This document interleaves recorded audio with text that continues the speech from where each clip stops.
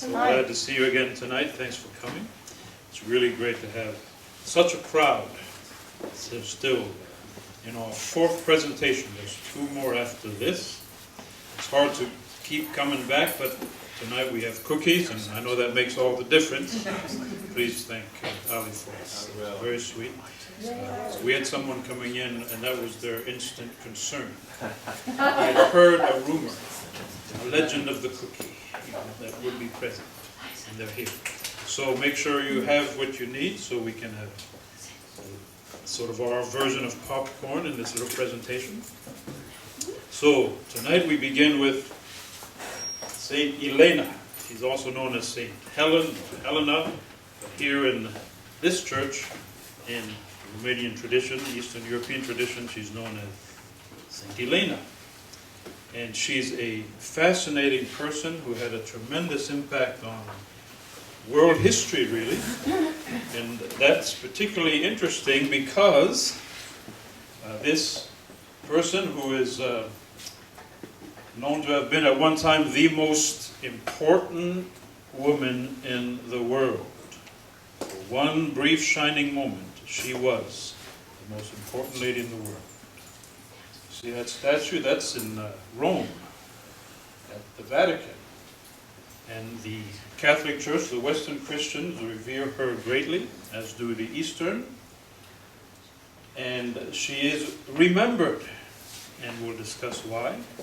But here's the part I like.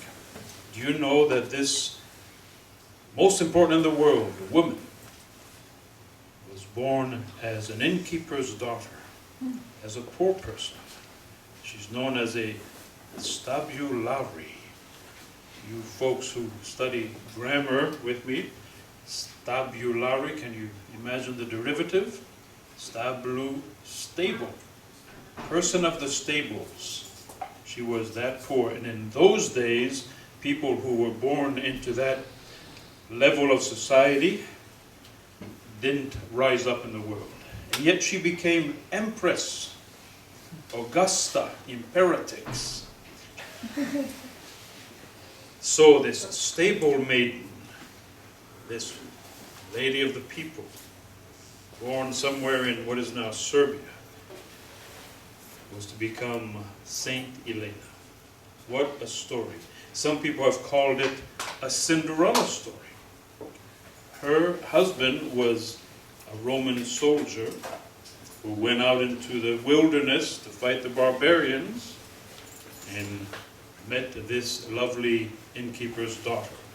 And there's a story that they both had the same silver bracelet around their wrists when they met. And he was sure that she must be his soulmate, or whatever they called each other back then. But it was a story of love. And they had a child. And this child grew up to become the Emperor Constantine. Does that ring a bell for anybody here? No? That's maybe because you don't go to this church. Because if you go to this church, Constantine and Elena, does that sound familiar? Well, how's that familiar? Saints Constantine and Elena, that's who we're talking about. Did you know that it was a son and mother that this church is named after? So she gives birth to the future Emperor Constantine.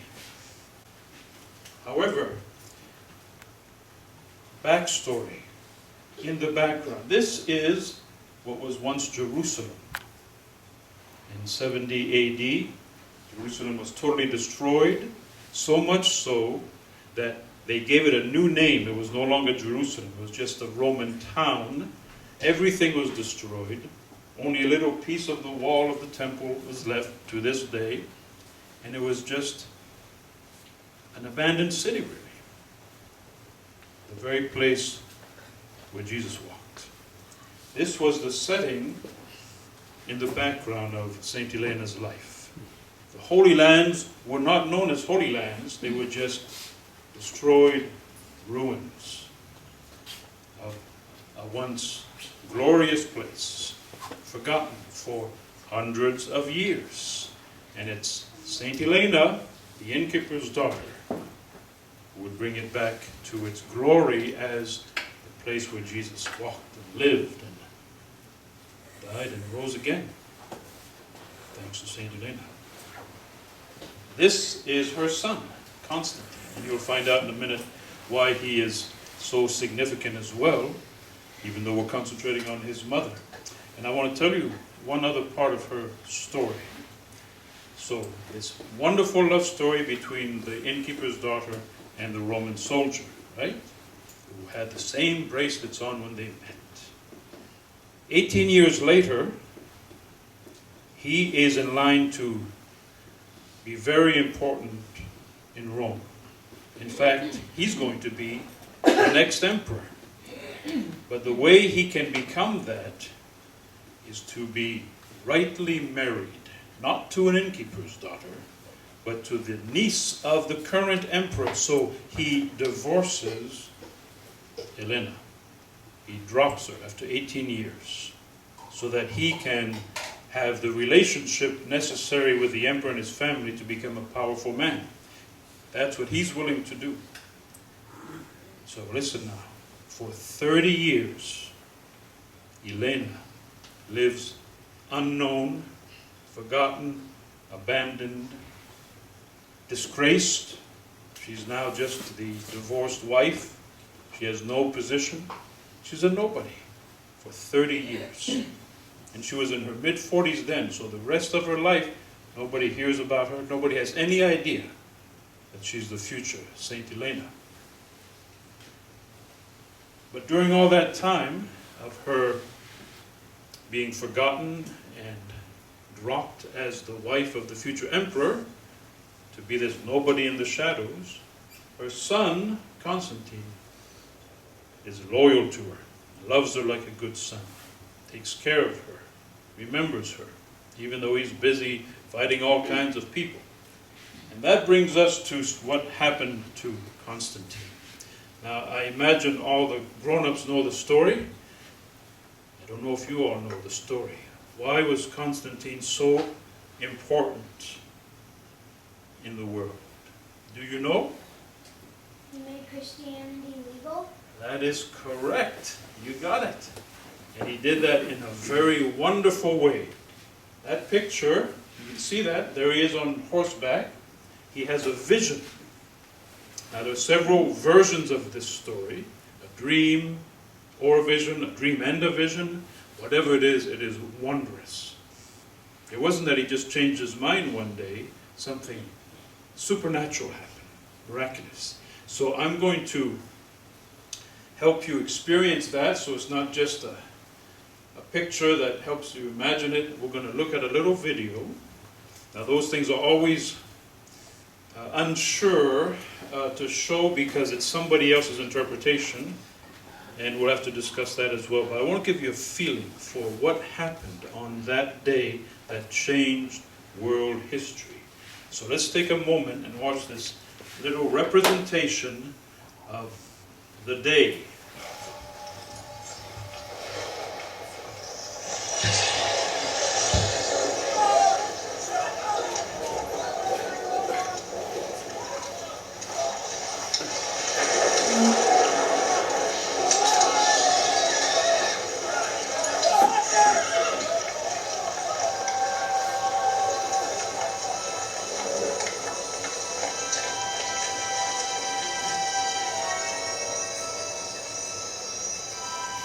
It's a sign.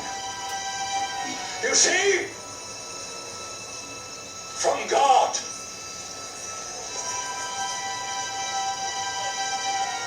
Nobody knows for certain what Constantine's army witnessed that day. One theory is that it was a meteorite. But what it was is less important than how it was interpreted. God was speaking to you. You feel it, don't you? He's chosen you. You saw.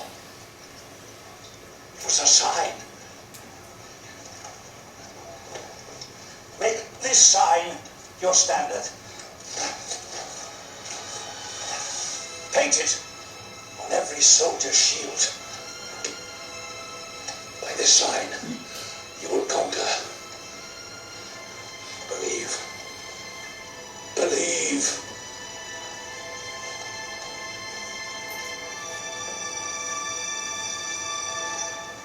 Leave it.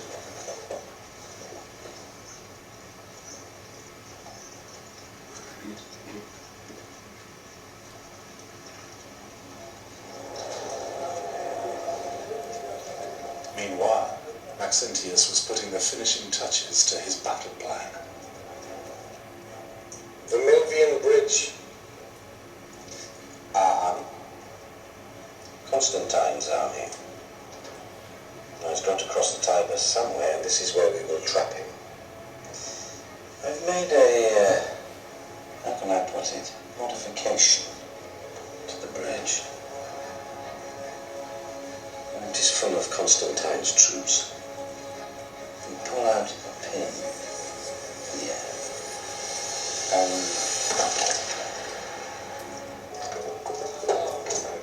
Constantine's decision to fight under a Christian symbol was genuinely shocking.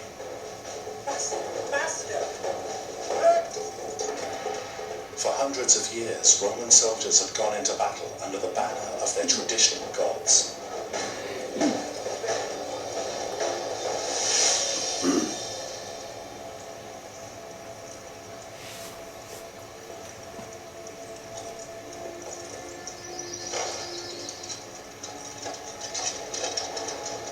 Shortly after dawn, Constantine's vastly outnumbered army took up position just north of Rome. Abide! Infantry! Raise your shields! This had better work. To reach the city, they first had to cross the river Tiber at the Milvian Bridge.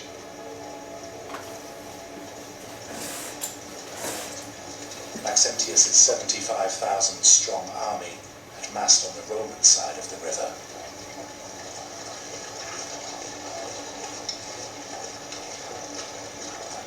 Send in a bait. Infantry advance!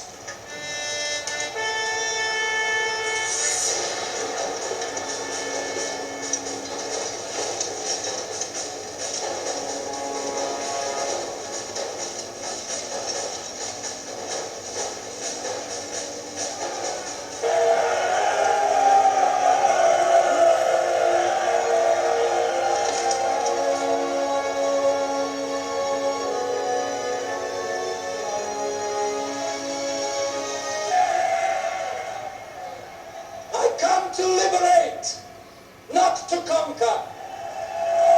Maxentius is dead!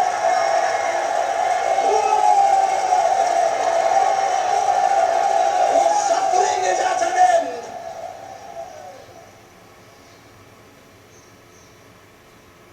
I return to you all that Maxentius stole from you.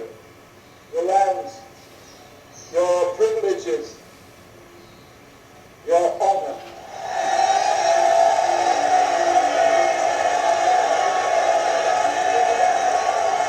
To the Senate, I hand back your ancient authority.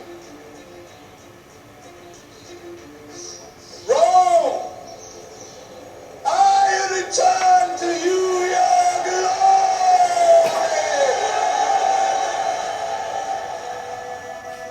Constantine, Rome's first Christian emperor, lived another 12 years. Of all Rome's emperors, his legacy is the most far-reaching and long-lasting. It's because of him that Christianity is the dominant religion of the Western world today.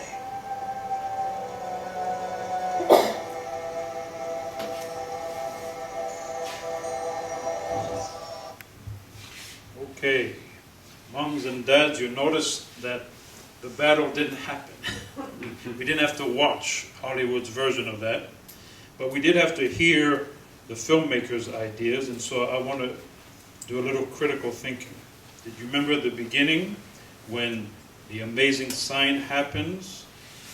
The narrator says, some people think it was a meteorite. Okay? That's the thinking of people who don't know God and don't want to think in terms of God's signs in our lives. So they have to come up with something. A rock fell from the sky. That's what it was. That's why Christianity became the world's dominant religion. Okay? So we have to be able to recognize that this is an agenda that the filmmaker has, because he's just making movies. He doesn't know these things. We can all sense in our hearts that what happened was God's will, God's purpose. And those famous words, "In this sign you will conquer," that you heard, it wasn't some old guy who said that yelling in his ear. That was the gift of Christ's voice, of angelic voice, in the midst of this Roman emperor's dream. And when it changes millions of lives like that, when it brings God's revelation to people around the world, you know that it's bigger than anything we can imagine. So we have to forgive the filmmaker for doing what he can to represent something that is so much bigger than he is. And that's called not just passively watching something, but thinking about it when you are. Okay? So this is the end of the Roman circus and persecutions and so forth, thanks to that event. Yes, sir. You have a question? What was the usual religion of Rome before St. Constantine? Very good question. What was the religion before? Paganism. They worshipped idols. They had lots of gods. They made sacrifices to statues. They had mythologies and imaginary ideas of how the various gods affected the world. So they were in desperate need of the deeper revelation. Like the Greeks. Just like the Greeks, that's right. They inherited a lot of that thinking from the Greeks. They conquered the Greeks, stole a bunch of their gods, gave them new names. Zeus became Jupiter, that sort of thing. But it was the same idea. And so what happens is that after 300 years of being torn apart by lions, and all kinds of horrible things being done to people who believed what we believe, it was all over. And one of the things I want to point out here is that it wasn't just a sign, it wasn't just a dream, it wasn't just a battle that was won at the Milvian Bridge some morning in October of 312. You remember what I said about Constantine and his mother? How he was such a good son, how during those 30 years of her being abandoned and forgotten, he would go see her, he would stay in touch with her. And then when he became emperor, he made her empress. What does that tell you? What does that mean? It's an easy answer. He must have loved his mom, right? If he was good to his mother, he loved her. And we're told that this very humble lady who accepted her suffering, who didn't participate in all the gossip and wickedness in the palace, just lived a quiet, humble life, became a Christian long before this happened. So that means that when they were sitting around the breakfast table, the Roman breakfast table of ancient times, eating who knows what, probably not ex-Florentine or anything that we're familiar with, they would talk about these things. And many believe that it was this lady, Helena, who helped her son open his mind to Christianity. And if that's the case, it wasn't just a magic moment, a wondrous moment, a miracle. It was this Christian woman who helped her son open his heart, open his mind to this new religion, to this new revelation that changes everything about who we are and how we live. Yes? Just a tiny little detail you can help me understand. So was Constantine an emperor before he came back and fought, or was Maxentius the emperor and he cast him out, or what? Two emperors, East and West. Rome had accepted the division of labor, and there had been two emperors for some time. And it was just the way they managed the beginnings of a crumbling empire.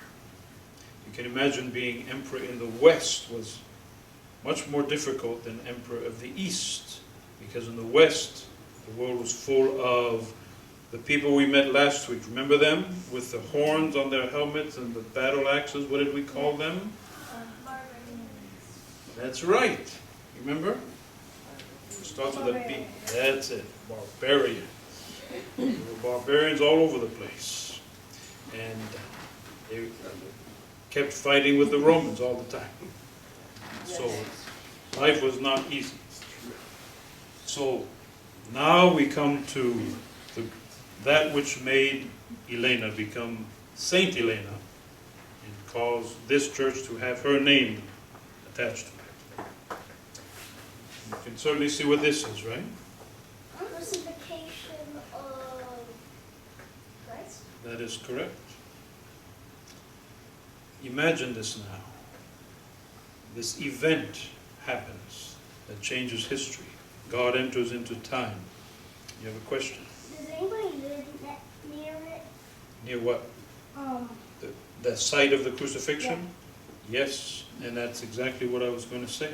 So the crucifixion happens, all of these incredible events, and then some years later the Romans destroy the city, turn it into a dump, and on that spot right there, that you're looking at, right there, like you were asking, they built a temple of Venus, a pagan temple on top of the spot where Jesus was crucified, just to be creepy about it, okay?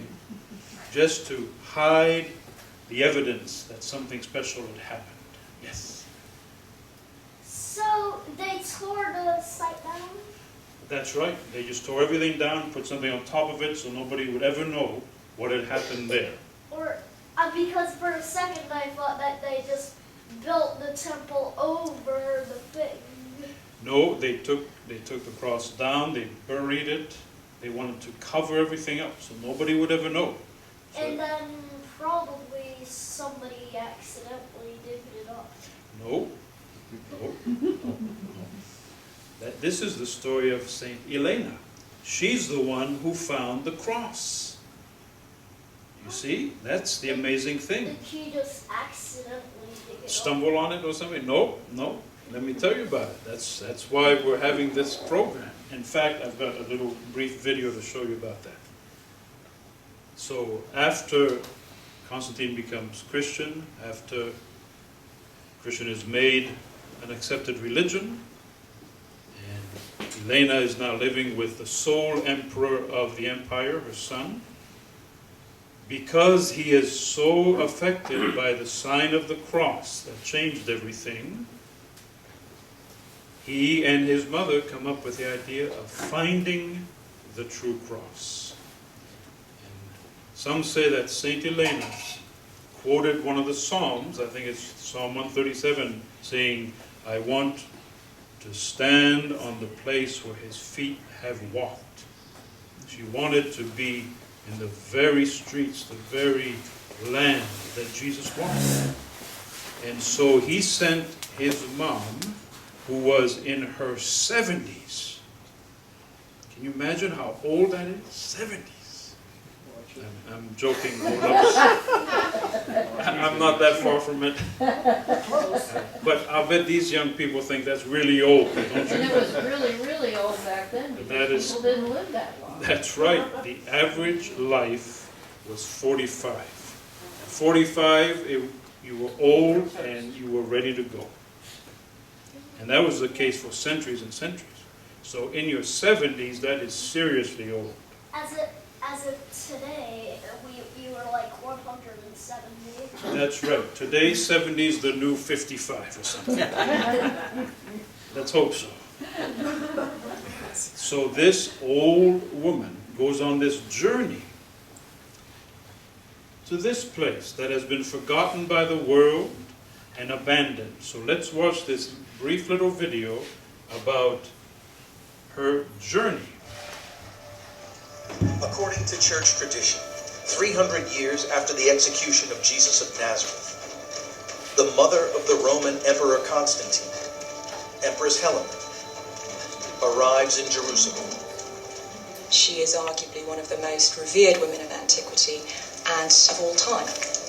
She has come to lead a dramatic excavation on the site of Christ's crucifixion. She has been called the first archaeologist.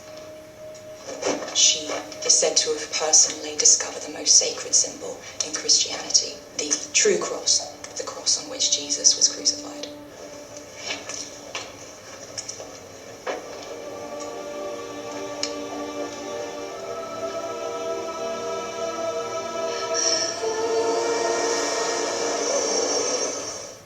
So that was just a little taste, so you could sort of experience it with her. Let me tell you the story. So she's looking everywhere. How could she imagine where it was, right? And she comes across an old Jewish man. They still know who he is, named Jude, an old Jewish guy. And he remembers the ancient traditions. His father, his grandfather, his great-grandfather, all remembered where it had happened. Yes. So he like stumbled upon it, Well, or did he found it, or his great uncle found it? nobody had found it yet. They just knew that somewhere near that temple of Venus that I told you about was where it had happened. Okay? Golgotha, it was called. Yes. But they didn't know that it was actually right under it. That is correct. They did not know. They didn't think that it was just right under it. They didn't, because what Elena wanted to do was to tear down every pagan temple that was on a place where Jesus had been. Wherever Jesus had been, she didn't want any more pagan temples. So she tore all kinds of temples down. So this old Jude takes her to that temple. She tears it down. Don't know where to look. So they're digging away, they're walking around for days and days and days. And then all of a sudden, one of the workers smells a sweet fragrance coming from the ground. There's an aroma, it's a beautiful smell, like incense coming out of the ground.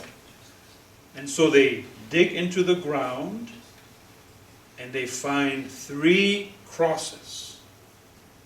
3 crosses. Do you remember how Jesus was crucified? With 2 others. With 2 others, there were 3 crosses. And they even find the sign that Pilate put on Jesus' cross. Remember above his head? They find The crown of thorns. The crown of thorns. No, this is above it, where they put a sign. You all remember the sign? What does the sign say, grown-ups? This is Jesus, the King of the Jews. They were making fun of him, and he finds them. However, there were 3 crosses. So how do you know which one is the true cross? Because of the sign. It wasn't on the. It was on the side. It had fallen off the cross. So they had no way to tell. And so here's what happens. This is a true story. A funeral is going by. This happens to be going by because, they're near the city, and there goes a funeral. And the bishop of Jerusalem, who is with her now, goes and gets the body that's going to be buried, on its way to being buried. And they bring it to the 3 crosses, and they touch each cross to the body. And when they touch the 3rd cross, the body comes back to life. And everybody is so amazed that the old Jewish man, right then and there, converts to Christianity. He becomes a Christian. Not only does he become a Christian, he becomes the future bishop of Jerusalem. That's how powerful that moment is. You can imagine what was happening with these people. They discover these ancient pieces of wood, and there's representation of, there's Elena on her knees.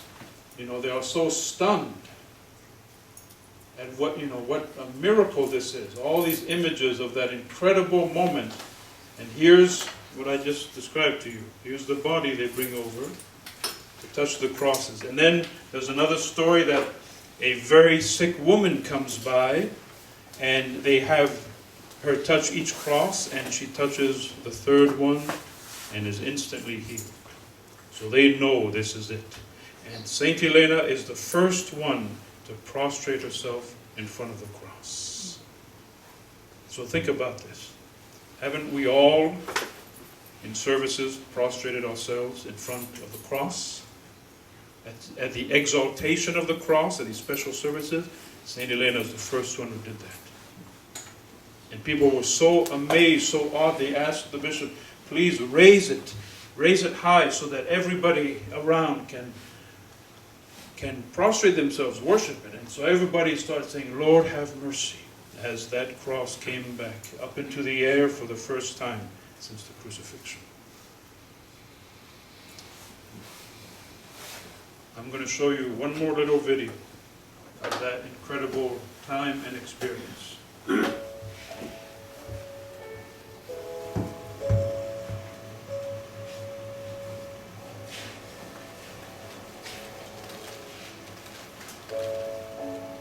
But this feast day has a very rich and varied tradition dating back to the year 326 AD, when Saint Helena discovered the true cross of Jesus, which had disappeared after the crucifixion. Saint Helena was the mother of Emperor Constantine, who miraculously converted to Christianity and brought to an end the persecution of Christians within the Roman Empire that had raged virtually from the time of Christ's death. Helena, like her son Constantine, also became a devout Christian and was sent by the emperor to the Holy Land in 326 AD to recover what she could of the artifacts of Jesus and his apostles, particularly those associated with Christ's death and resurrection. Her task was not an easy one. History tells us that every attempt was made by Emperor Hadrian to destroy all traces of the site where Jesus had been crucified and buried. He had hoped to extinguish the faith of Christians by making it impossible to worship at the site of Jesus' crucifixion and resurrection.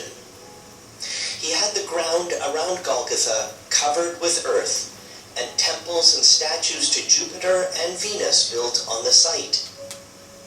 The tomb of Jesus was very near the site of his crucifixion, and the Gospels tell us that the bodies of Jesus and the two criminals crucified with him were removed quickly as the feast of the Passover was fast approaching. The crosses of Jesus and the two thieves had been hurriedly buried into the ground at the place where they were crucified. It was customary for the Jews to bury the instruments of the death with the corpses of criminals, as they considered those objects defiled. When Emperor Constantine's mother, Helena, arrived in Jerusalem, she began an exhaustive investigation to find the site of the crucifixion. With the help of a local Jewish man who acted as her guide, the site of the tomb was established. Emperor Constantine ordered the pagan temples built over the burial spot of Jesus demolished and the site excavated. First the tomb, which had been hidden for so long, was discovered. Then 3 crosses were also uncovered, buried near the Lord's tomb along with other objects, like the nails and the spear used to pierce Jesus' heart. The title that Pilate had put on the cross of Jesus had been lying separate from the crosses, so Helena was not sure which cross was the cross of Jesus. With the help of Macarius, Bishop of Jerusalem, the true cross was identified. He took the crosses to a well-known lady in Jerusalem who was sick, lying at the point of death. While praying, Macarius, one by one, laid each cross on the woman. The first 2 had no effect, but when the 3rd cross touched her, the woman suddenly opened her eyes and got up, all her strength restored.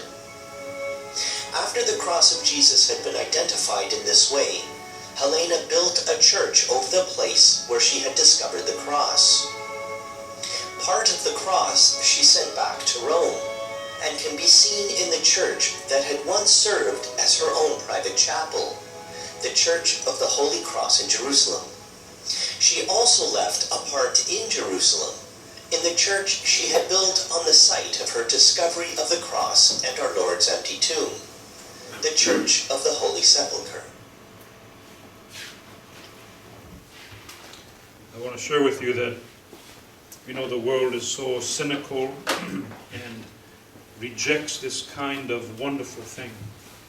And so there's a saying that's come down through time that if you were to take all the relics of the true cross and bring them together, you could build a whole ship out of it. Ha ha ha.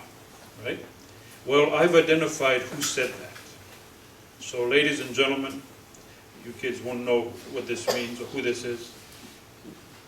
I want you to know that it was John Calvin who said that. Oh, really? Can you hear the purpose of that?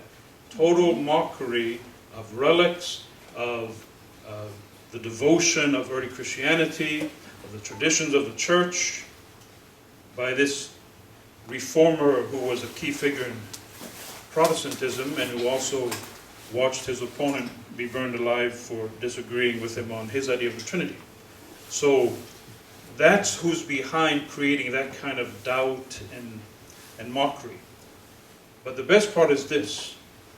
Faithful Christians have actually, over time, gone to every existing relic of the Holy Cross, measured each one, 19, 20 of them that we know of, but exhaustively, and found that the real truth of the matter is that all of the relics together don't come close to the size of the cross. So I say this to you because we live in a world that will try to undercut this glorious reality every chance they get for their own agendas. And so, in a sharing like this, we want to honor the mystery, the sacredness of what has happened here, what has been gifted to us. So, Saint Helena returned to Rome with fragments of the cross, left some in Jerusalem, and some were handed out to different areas. And that was the beginning of what is known, I guess, academically as the cult of the cross. That is to say, the devotion to the cross. Who here does not have a cross on their chest right now? Well, you will soon, because everybody else here has one. Everybody, or almost everybody has one. I used to. Well, you should I have used to have, There you go. instead of a cross, a small icon Okay. on my chest. All Orthodox carry the cross. Most Catholics have a cross. So it is an everyday part of our reality, and it goes back to the veneration of the true cross discovered by Saint Helena. Do we understand why she is so important now? Why she was, for that moment, the most important woman in the world. So she stayed for a long time in now what is called the Holy Lands, because she revealed their holiness. Before she showed up, it was just a broken down ruin of a tiny lost city that was conquered and damaged by the conquerors. Now it's Holy Land. She built a church on the Mount of Olives, at Gethsemane, at Bethlehem. She did all that. It's all recorded as fact. These are pictures of the churches that she had built. Church of the Nativity, and several other churches. And the Church of the Holy Sepulchre, which most of you have heard about, was built by her son Constantine, and in part dedicated to her. She died before it was completed. But that's how significant her find was. In her travels, she gave away lots of money to the poor. She liberated slaves. She liberated workers in the mines. Did all kinds of wonderful Christian acts. Yes. How Saint Helena when she died? She was about 80 years old, so she was really old. Right? So she died actually just a year after she came back. She spent years in the Holy Land and then came back and died a year later, around So, 80. at that time, if it were like that today, then she would be like, 120, no, like 200. maybe 200. Yeah. 80 was, nobody was living that old in those days anymore. So on her way to the Holy Lands, she'd stop in various places, and one of them is Pauros, where she said, if I find the true cross, I will come back here and build a church, which she did. And here's another place. This is the Church of St. Nicholas on Cyprus. And here it is today. Nice little humble place. It's a monastery, actually, not a church. But in the time of St. Elena, it was covered by snakes, poisonous snakes, the whole area in this Cyprus island. And so here's a picture from the Middle Ages that shows you what she did. What do you see there? Those are, here's a better picture, this is them today, cats. She brought hundreds of cats from Egypt and Palestine and had them delivered to that island to eat all the snakes. And so the monastery is known as St. Nicholas of the Cats. And these are the great-grandchildren, great-great-great-great-great-grandchildren of those cats right now enjoying life on Cyprus at St. Nicholas of the Cats, all brought there by St. Elena to cleanse the area just the way she cleansed the area of pagan temples. So one final piece of her story. She died a year later. I'll just say in passing that she died in part of a broken heart. Her grandson, the son of Constantine, was a fine young man, fine soldier. She had brought him up for 14 years because his mother died when she was young. And the intrigue at court and the power struggles and such caused Constantine to have his son executed. So her grandson was killed. She came back to that awful news, and so then died shortly thereafter, and was buried, and her body ended up in Rome. And then in the year 849, a monk came by that place and stole her relics, stole her body, and took them to this place, to a monastery in France named Auvilliers. And in those days, people thought very differently. Can you imagine if today somebody stole the body of Saint Helena and took it because he just thought he'd been told to do that, he must do that? He would go to jail, right? He would go to court. He would be in trouble. They would sue him. They would do all kinds of things. In those days, the Pope, when he found out about this, said, Saint Helena must want to be in France. They assumed and had experience of saints who had chosen their final resting place after they were dead. We know of St. John Chrysostom doing that. Somehow speaking in the Spirit to people and telling them what they wanted. So, she is brought to this little place, and you notice what's in front of the monastery? Can you tell what that is? All that greenery? Vineyard. It just so happens that the monastery where her body was taken, and which it stayed there from 849 to 1789, a long time, 1,000 years. This is the monastery of a fellow by the name of Dom Perignon. Anybody know Dom Perignon? Know him well. He invented champagne at that monastery. What's champagne? This is champagne. And the historians try to put a nice spin on that because it's such a weird story. He said, can you imagine how smart the monks have to be there to figure out that in order to make champagne, you have to turn a bottle by 15 degrees every 3 weeks for like 3 years in order to create the champagne. So they were, you know, not your average monk. They weren't just drinking the stuff, they were thinking about it, inventing it. But it's in that monastery that St. Helena stayed until 1789. Anybody know what happened in 1789? French Revolution. A little something called the French Revolution. What happened in the French Revolution?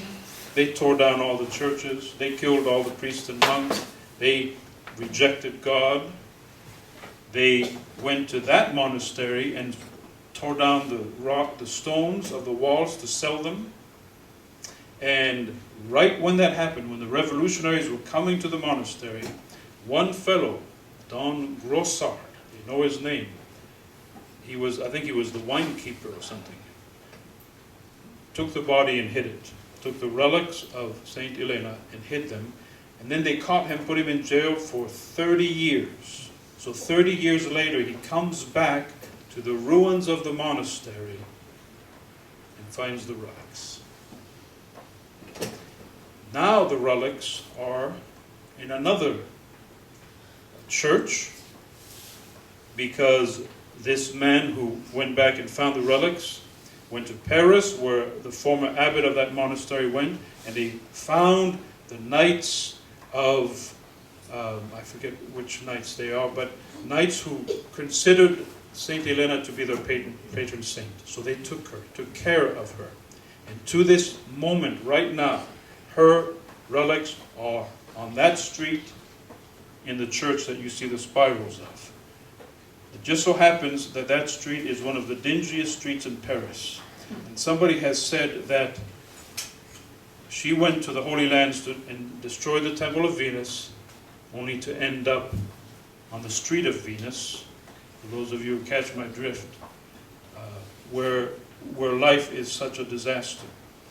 And what's amazing is that nobody knows about this. The people who live in Paris don't even know that her body, her relics, are in this little church in the ghetto of Paris, have been for centuries, are there right now today. No tourists know about it, nobody goes there, pays attention. Look at this. This is inside that church. See inside that little box, a little church box? That's where her body is. That's where her relics are right now. You could take a plane ticket to Paris, walk down that street, walk in there, and be in front of her relics. And some people have said, who believe in the mystery of these things, that she needed to be in France because that country has lost its way so badly, spiritually, that the presence of Saint Helena is a gift from God. Yes. What church is it called?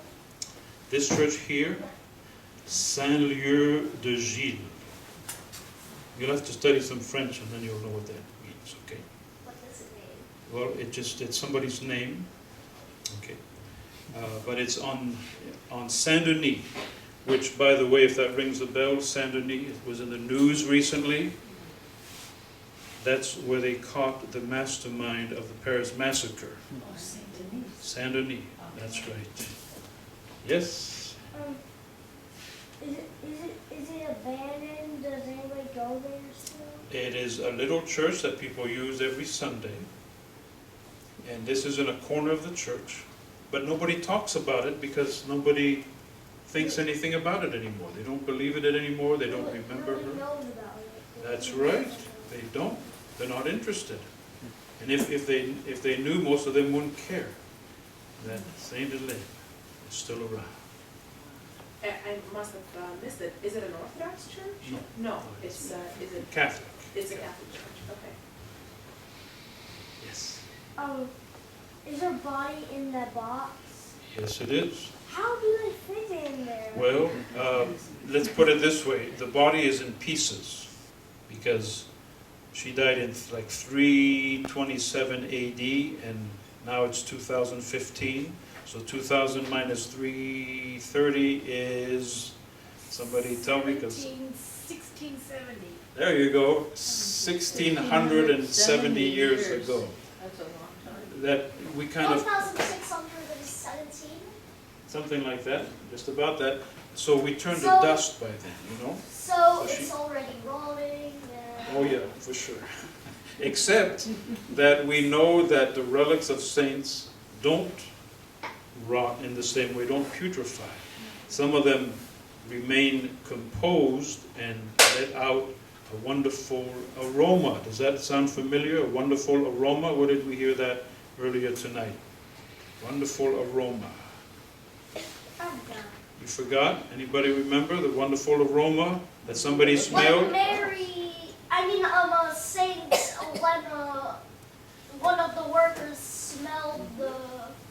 That was the spot where they found the cross. There was an aroma coming out from under the earth.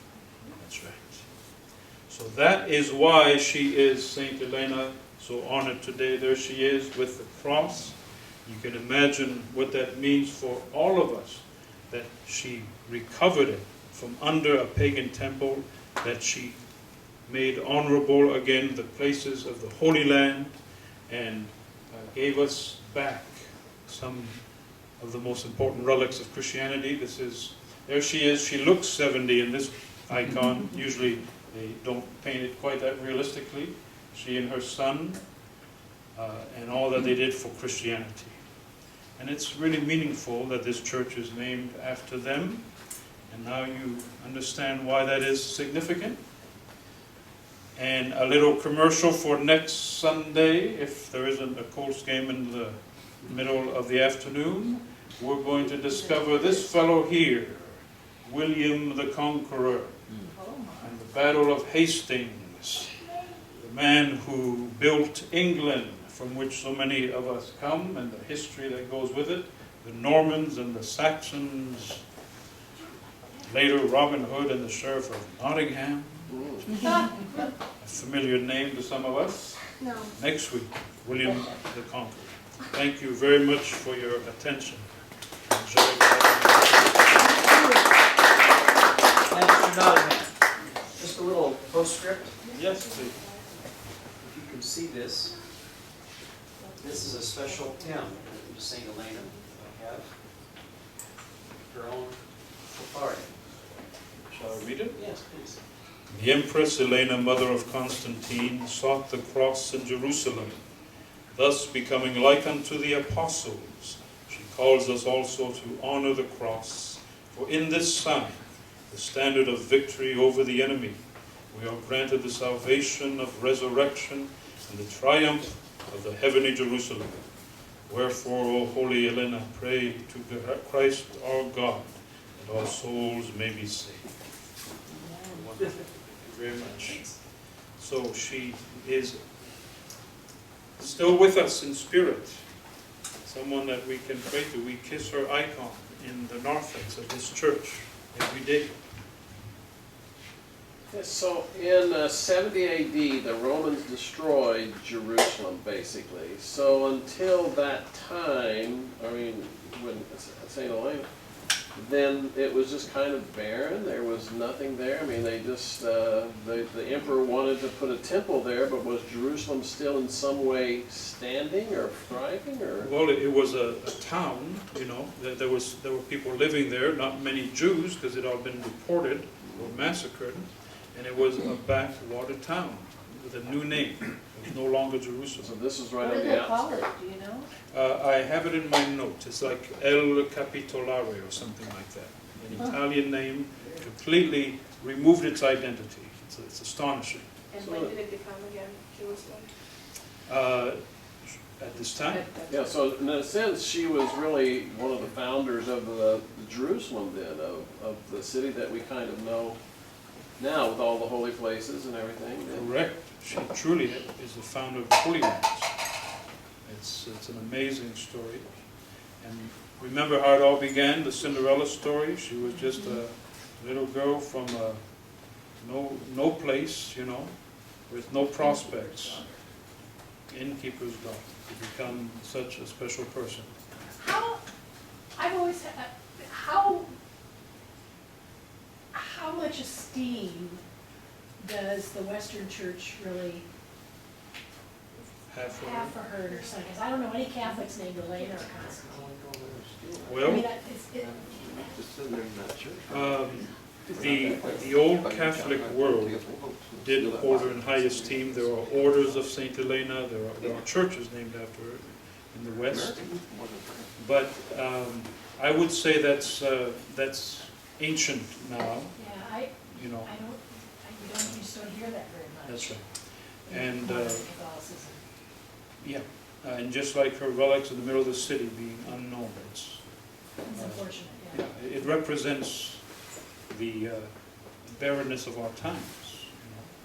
You know? And France has really been disconnected with its heritage since the French Revolution and lost all of that. Do many Orthodox go and venerate Elena and St. Helena in the church there? Only those who dig up the information and find their way. I'm thinking pilgrimage. Have you ever been there? I'm thinking we go over there and steal that box back and bring it I wasn't down. gonna say that, but if a monk could do it, maybe a whole parish could. They have a collection, well, John and I will take America has surpassed France in needing it. Yeah. Make sure you put the sign of the cross on your shield when you go. Put it on my suitcase. You asked me if I lived there. I did live, I mean, I haven't, if I'd been there, I lived in that area for a whole year in the mid-70s and had no idea what was there. I was busy seeking the meaning of life and know nothing about what was just down the street from me in the most innocuous, unexpected place. Classic story. Yeah, with her childhood, she was like a Cinderella, and then she marries a pagan soldier, right? What, and maybe when was her introduction to Christianity then? And how? After he divorced her. So in other words, when she was shattered. Doesn't it seem to be the case so frequently that you have to go through being shattered to find your way? And she went to a place called Thiers, which is somewhere in the Slavic lands, you know, Serbia or something, where she lived for many years, most of those 30 years. And that's where Constantine came and found his wife, who was a Christian. So she was in a Christian community already. And it is believed that that's where she found the faith. Yeah. Some historians suggest that she got it through her son because they want to give him the primacy. They don't want to think that it was a woman who was behind all of this. You know, it doesn't fit the typecasting. So it's, but it's, to me, it feels absolutely right that that's how it went. You know, this loving son who was so influenced by her, who stayed with her when the husband and everybody else abandoned her, and who recognized what kind of character was in her. And she would go to masses unknown. She would feed the poor unknown. You know, she was a truly Christian soul. In fact, Eusebius, the historian, just to give you some sources, Eusebius, the great writer of Christian history, Bishop of Caesarea, he wrote that she was so deeply Christian that it seemed like she had been a disciple all of her life, because there was so much in her bones. And so one final thing to go with what Father had showed us here, she is called equal to the apostles because of all this. So we could almost say Saint Helena the Great, right? Like all these other knights. Yeah, and it's a great example of God taking the foolish things of the world to confound the wise. And I think that's exactly what that is, a humble soul, and she just loved God and had no idea how God would use her, but she didn't care, and then she was discovered by God and by the people, and just the wisdom and the miracle of that. It's a very helpful presentation in the sense of really seeing much more about, because Constantine does tend to get all of the attention and everything else, but he had kind of a checkered, you know, there were There. He had his No. son killed. No, I'll buy it. And thank you, Jenny. But, Most of those, the killing of the son, the killing of the wife, and all of that comes 100 years later by a Western scholar by the name of Zosimos. It is not found in the literature of the historians of that day. Okay, I think he's maligned in the West. well, that's, And I that know. he I was would tricked stand into up for killing his son by the wife who lied This and is said true. that he had that her son, because his son was not, the son that was killed was the son of the first wife. that's right, The second wife had sons as well, and yes, they were not going to get that's right. the emperor's position because they were not the firstborn son. So she lied about having a sexual liaison with the son, or that he, basically told lies about him. He had to have him killed, and then finds out later it was all a lie, and he imprisons the wife, and there's no definitive evidence that he killed her, but she drops out of most of the writings and everything. And so in the West, 100 years later, Zosimos is the first one who says, he killed his wife, he killed his son, and everything.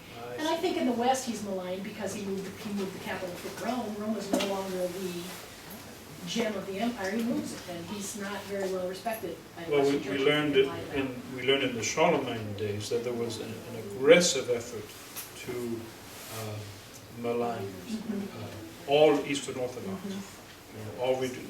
Charlemagne himself called them the Greeks, and that was it. And the Roman Catholic Church still has this mindset of, well, this is peasant thinking. These are old-fashioned, superstitious types. They've got nothing to offer the world. And they have sold that to the Protestant world. And it goes all the way back to 800 AD. Well, we get, in our history, we get the Western slant. That's right, of course. And, We are children of the West. But the children of the East, yeah, or the yes, and East children is of not maligned. Protestantism really blame Constantine for taking the pure first century Yes. gospel and corrupting it into Catholicism. That's right, absolutely. And I was sold that line as well. It became politically correct to be Christian and so forth. And you know that the Da Vinci Code actively sells the falsehood that the councils were somehow political intrigue, and therefore orthodoxy, stole Christianity from the Gnostics. They really knew it, and they leave out the geniuses who were all there, St. Athanasius and so forth, because they don't have the integrity to really look at the history.